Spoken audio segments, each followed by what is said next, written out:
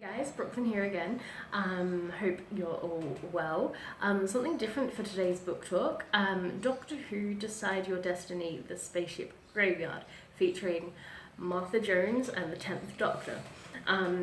As I am a massive Whovian, I love everything Doctor Who. I adore reading all sorts of Doctor Who books, so I'm pretty excited to discuss this one. I thought it would be a bit of fun. And I'll quote bits and pieces.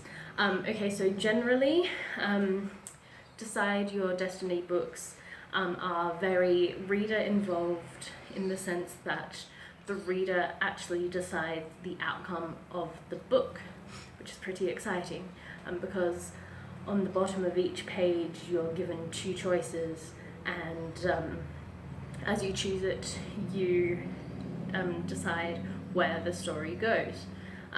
Which is, as I said, pretty awesome. Now, just some general thoughts on this book before I go into it a bit more, like the details. This, hands down, I've read quite a few of these with Tan and Martha, and I've loved some of them and didn't like some of them. But let's face it, they're all just a bit of fun, so odds are I'll probably read them again just to get that feel of, you know, the adventure with Tan and Martha once again, because as I said before, I'm a massive Whovian and I cannot get enough of Doctor Who. I love 10 especially. He and 11 are actually my doctors, and I can't decide, like, if I had to choose, well, I can't, so there. But I love Eccleston and Capaldi too, of the new doctors, and in terms of the classic doctors, Baker and Pertwee hands down, but Peter Davison too, and all of them, honestly. Now anyway, this book was actually one of the most confusing books I read. Not plot-wise, not at all. I enjoyed the plot. I found it was very atmospheric and spooky at some parts.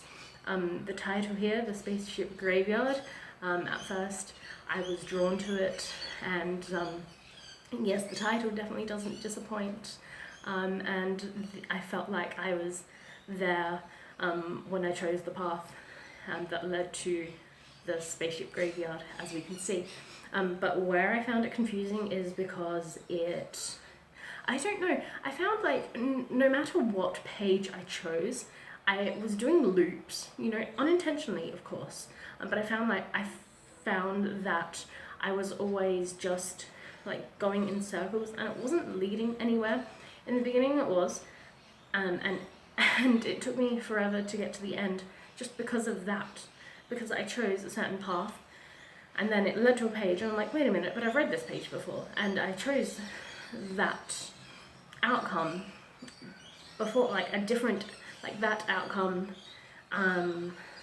which led me to that page again, and even when I chose a different outcome it still led me to that page, which in a way was cool because it felt like each path would intertwine. But at the same time it was confusing because it took me like 15 minutes to get out of that loop somehow and you know, reach the end, which was mildly unsatisfying, which is why I give this book 3 stars, but it was fun still, and I felt like Ten and Martha were written really well. So let's just read a bit from it. So it starts with, and I should mention it's written by a chap called Colin Brake. Haven't actually read one of his before. So there you go, that was interesting. So anyway, the first little paragraph, yes, like you can just sort of visualize it as you read, well I could anyway. So we have, the TARDIS is pitching about like a small rowing boat in a raging room. The Doctor has managed to strap you and Martha into the seatbelts attached to the seats mounted near the central control console, but remains unsecured himself. Somehow, despite the wild ride, the timeship owner is still on his feet, skipping around the console, pulling levers and flicking switches in a desperate dance. See, I feel like that just screams 10 and 11 actually. I can just picture 10 like, you know, dancing around the TARDIS as he's trying to get it to start up. And then, long story short, you end up in the TARDIS because you wander upon it randomly and you think, cool, time travel, you definitely want to be involved in that, because who wouldn't want to, and who doesn't love time travel?